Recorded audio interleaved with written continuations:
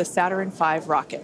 But the key breakthrough with Starship is that it will be fully reusable and capable of carrying up to 150 metric tons of payload to orbit in a reusable configuration and up to 250 metric tons when expendable.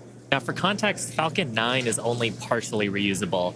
We recovered the largest part of the rocket, that's called the first stage, but we don't recover the second stage.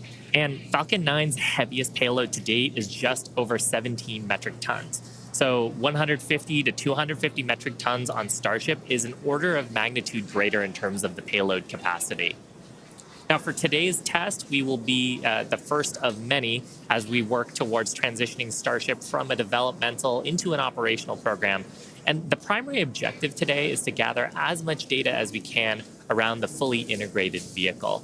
Now, while we have flown the Starship spacecraft in the past, it is going to be the first attempt of Super Heavy and the first opportunity for us to validate how the two vehicles operate together.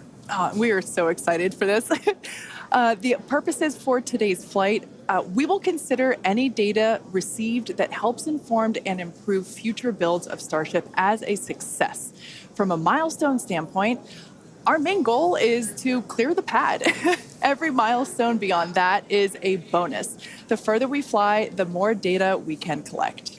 Now, if it does all go well, then we'll expect the Super Heavy to light up its 33 Raptor engines at the base of the vehicle and lift off, clear the pad away down from in Starbase, Texas.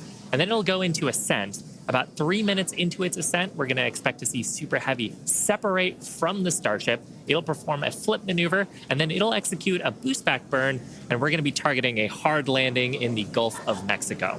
And while that's happening, we hope to see Starship's 6 second stage engines ignite and watch as Starship coasts for about an hour at altitudes ranging between 150 and 250 kilometers before re-entering Earth's atmosphere and make its own hard landing in the Pacific Ocean about 250-ish kilometers offshore. Now, we are not really expecting many camera views after separation. That is to say, if we even make it that far. But we do promise that whatever views we do have, we will bring them to you live. Yep. We have a couple of ground stations along the way. So if we are able to get good telemetry, assuming we make it that far into the ascent, then of course those will be available on the stream.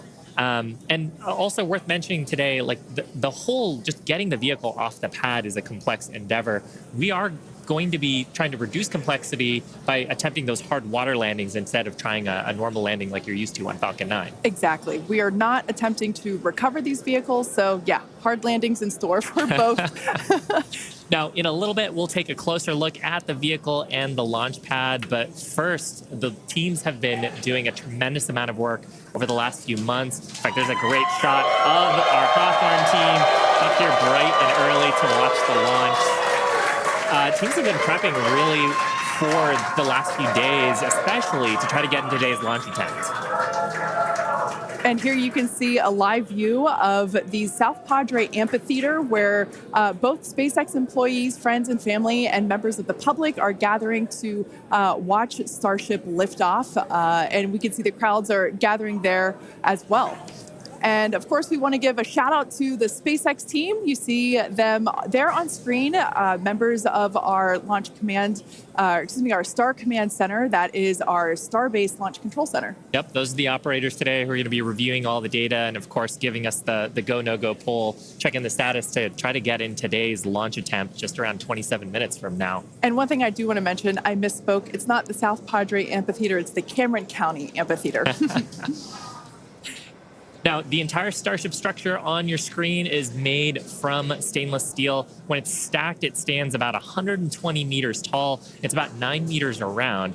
And we have this awesome video that shows you just how big that is. You can see one of our technicians there doing some final prep work in advance of today's test. And man, there's the 120-meter monster. The person just keeps getting smaller and smaller. Now, just like Falcon 9, Starship has 2 stages, which we'll talk more about those in a minute. In addition to those 2 stages, Starship actually has a 3rd stage, which we call Stage 0. It consists of all the launch pad infrastructure built around the rocket, as you can see there on your screen, and it's truly an engineering feat in its own right. Yeah, we've got a great shot there of the various different components of it. The pad, the infrastructure, all that is required